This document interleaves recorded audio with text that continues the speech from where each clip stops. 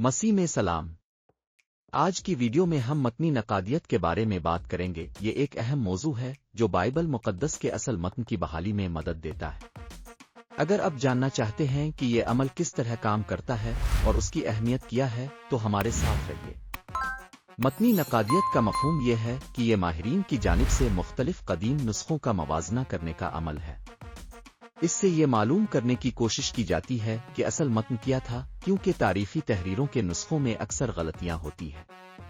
ان غلطیوں میں حرفوں کی کمی بیشی، الفاظ کی ترتیب میں تبدیلی، بعض اوقات مواد کا الحاق حذف شامل ہوتا ہے۔ اس علم کا مقصد یہ ہے کہ ہم موجودہ نسخوں سے حاصل کردہ معلومات کی بنیاد پر ممکنہ اصل متن کی بحالی کریں۔ یہ طریقہ صرف بائبل مقدس کے لیے ہی نہیں بلکہ ہر قدیم تحریر کے لیے کارآمد ہوتا ہے جہاں مختلف نسخے موجود ہوں۔ گزشتہ 3 دہائیوں میں متنی نقادیت کی اہمیت میں اضافہ ہوا ہے، خاص طور پر مذہبی حلقوں میں۔ اس کی بنیادی وجوہات میں مختلف چیلنجز اور بائبل کے متن کی صداقت پر سوالات شامل ہیں۔ ان سوالات کا علمی جواب دینے کے لیے اسی طریقے کی ضرورت محسوس کی گئی۔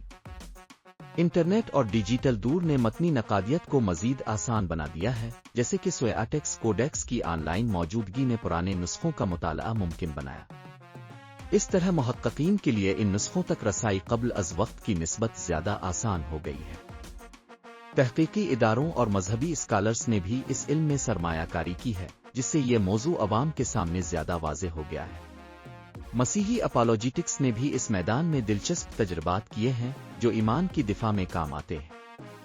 متنی نقادیت کی تکنیکی نوعیت کی وجہ سے کبھی کبھار ابہام پیدا ہو سکتا ہے، اس لیے یہ ضروری ہے کہ اس علم کی حدود کو سمجھا جائے۔ یہ علم صرف ایک علمی مباحثہ نہیں بلکہ ہمارے ایمان کے لیے بھی اہمیت رکھتا ہے۔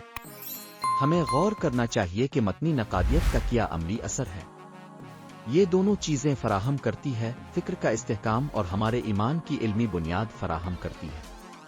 آج ہم نے متنی نقادیت کے فوائد اور اس کے چیلنجز پر بات کی۔ یہ علم ہمیں یہ سمجھنے میں مدد دیتا ہے کہ بائبل کے مواد کا مطالعہ کتنا اہم ہے۔ خلاصہ کے طور پر متنی نقادیت بائبل کی تاریخی اور علمی بنیاد کو مضبوط کرتی ہے اور ایمان کی صداقت کو واضح کرتی ہے۔